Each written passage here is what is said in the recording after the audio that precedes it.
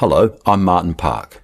For those that don't know me, I'm a naturopath and a master coach and trainer who has been working professionally in health, fitness, wellness and personal development for over 46 years.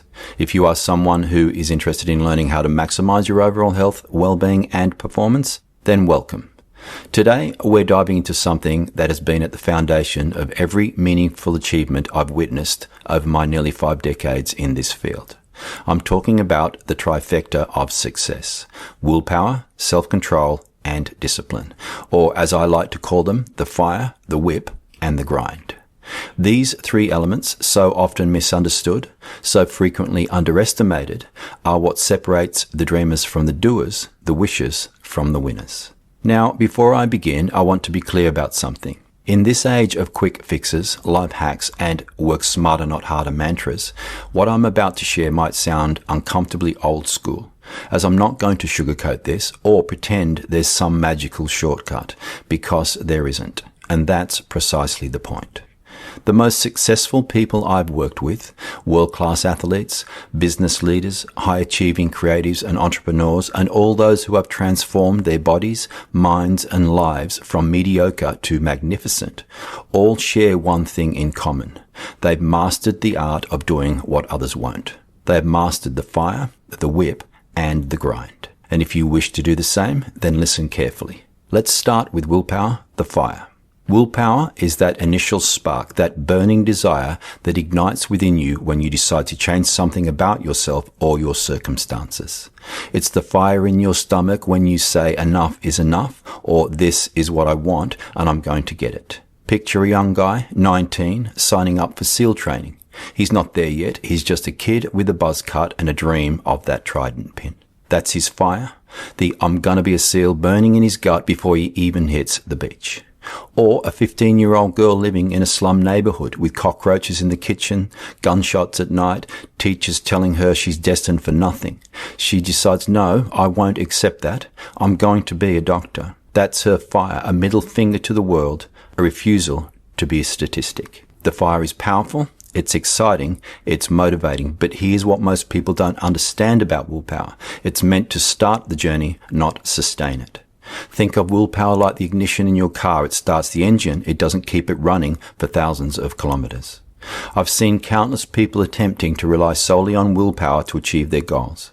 They start with incredible enthusiasm, working out twice a day, completely overhauling their diet overnight, or putting in 16-hour workdays on their new business venture. And within weeks, sometimes days, they crash and burn. And why? Because willpower is fleeting and closely tied to motivation and energy, which dip when life gets messy. And let's face it, life will at times, for everyone, get messy. So if willpower alone isn't enough, what else is needed? That brings us to self-control, the whip. Where willpower is the emotional fire that gets you started, self-control is the cognitive function that keeps you on track when that fire inevitably dims. Self-control is your ability to resist short-term temptations and impulses in order to achieve long-term goals. It's the voice in your head that says, no, not now, when you're tempted to skip your workout. Or you'll regret this tomorrow when you're considering that extra drink or stopping working on your important task to mindlessly scroll through social media. It's essentially the whip you crack to keep yourself moving forward when motivation wanes. Self-control is particularly crucial during what I call the middle miles of any journey towards success. The beginning is fueled by excitement and novelty. The end is energized by the visible finish line. But those middle miles, that's where self-control earns its keep. But here's the catch with self-control. It's still a fight. Every time you crack the whip, it takes energy and mental bandwidth to weigh the temptation, argue with yourself, and win. And the more you have to use it, the more it feels like you're wrestling yourself into submission. And that can become difficult as life doesn't stop throwing rocks at you. Stress, exhaustion, a bad day, and self-control can buckle when you're running on close to empty. It's a whip, sure, but even the best whip hand gets tired of cracking it. I've seen people hold the line for weeks only to cave when a friend bails on the workout plan. The rain won't stop, the fridge is empty, the Wi-Fi has gone down, and 15 minutes later, they're at an all-you-can-eat breakfast bar knocking back double choc mockers. So even with all the willpower in the world, plus masterful self-control, there's still a crucial third element needed to achieve extraordinary results. And that brings us to discipline, the grind. The steady engine that doesn't need a whip or a fire to keep it running. Unlike willpower, which flickers out after the first spark, discipline runs steady and doesn't quit. Unlike self-control, discipline isn't about fighting battles, it's about winning the war before it starts. It's turning I should into I just do. Where willpower ignites and self-control steers, discipline paves the way so you're not stressing every move, you're just keeping it steady. Where willpower is emotional and self-control is cognitive, discipline is behavioral. It's the consistent, sometimes monotonous execution of the actions necessary for success, regardless of how you feel on a given day. It's heading to the gym not because you feel like it, but because it's Tuesday and that's what Tuesdays are. It's putting in the work call after call, not for the thrill, but because that's how the job gets done. It's saying no to that late night scroll or Netflix session, not out of some grand resolve, but because bedtime's at 10, period. It's showing up when you don't want to, doing the work when it's no longer exciting, continuing when results seem to plateau. Discipline is the grind, day in and day out, that creates success. One of my earliest mentors when I was starting out as a coach, a gold medalist in judo at the Commonwealth Games, told me something I've never forgotten. He said, "Everyone wants to know what special thing I did, what special training I did to win gold. The truth, Marty, I did the same boring, painful routine every single day for 8 years while my competitors were looking for more interesting ways to train." That's discipline. And the odd and counterintuitive thing about discipline is that while it starts as the hardest part of the trio, willpower, self-control, discipline, it eventually becomes the easiest. Because discipline, when practiced consistently, transforms into habit. And habits don't require decision-making energy.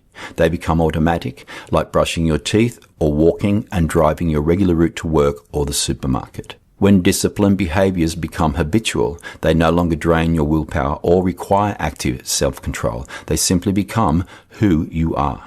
I've seen this countless times in my coaching. The client who initially struggled to wake up for 5 a.m. training or pre-work entrepreneurial activities eventually reaches a point where they can't sleep in even if they want to. Their body has adapted to the rhythm of discipline. This is why I say discipline is the ultimate force multiplier. It takes what's difficult and, through repetition, makes it natural. So how does this play out? Let's break it down with 2 journeys. Take quitting drinking. It starts with willpower, that fired up moment as you pour out the last beer and say, "I'm done." Then self-control steps up, keeping you steady when the party's flowing or stress begs for a whiskey or a wine, but you clench your jaw and say quietly to yourself, "Not today." Then discipline finishes it. Months down the line, you're not dodging temptation.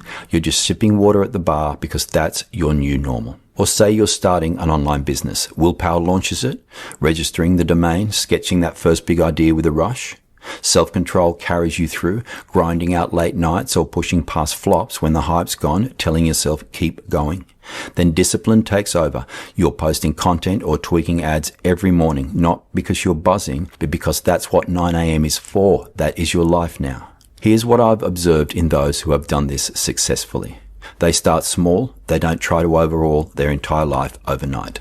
They choose one area, often physical fitness or health, as they provide tangible feedback. They build their willpower, self-control, and discipline muscles there before expanding to other domains.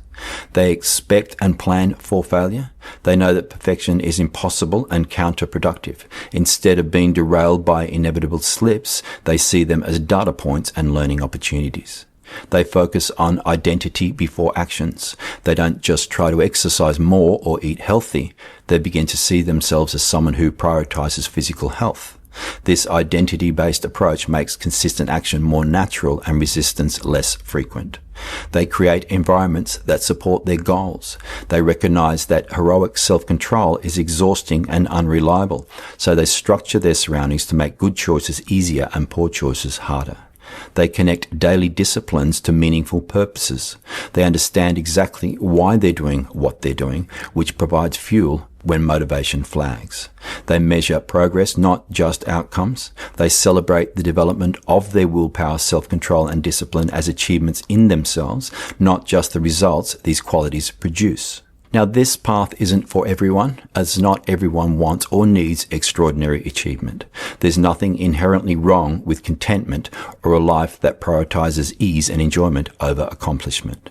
But if you do aspire to exceptional results, whether that's transforming your health, building a business, mastering an art form, or any other worthwhile endeavor, then you must understand that the price of admission is the trifecta of success: the fire, the whip, and the grind. Willpower to ignite your journey, self-control to steer your course strategically, discipline to turn difficulty into habit. These are the tools of those who beat the odds. These are the qualities that separate champions from the merely talented or fortunate. The good news is that they're available to anyone willing to develop them gradually, strategically, and consistently. So ask yourself, what will be possible in your life if you mastered these three elements? What dream has remained just out of reach because one part of this trifecta was missing? And most importantly, what small step could you take today to begin strengthening your weakest link? Because that's how it starts, not with grandiose plans or extreme measures, but with one conscious choice to exercise your willpower, practice self-control, or embrace the discipline of showing up when it will be easier not to. The winners I've known over my career didn't start as winners. They became winners by embracing the trifecta of success one day, one choice, one moment at a time. And if they can do it, so can you. If you need my assistance with any of this, I will leave a link in the description. I thank you for tuning in today. I appreciate your company. I look forward to spending some time with you again. Bye for now.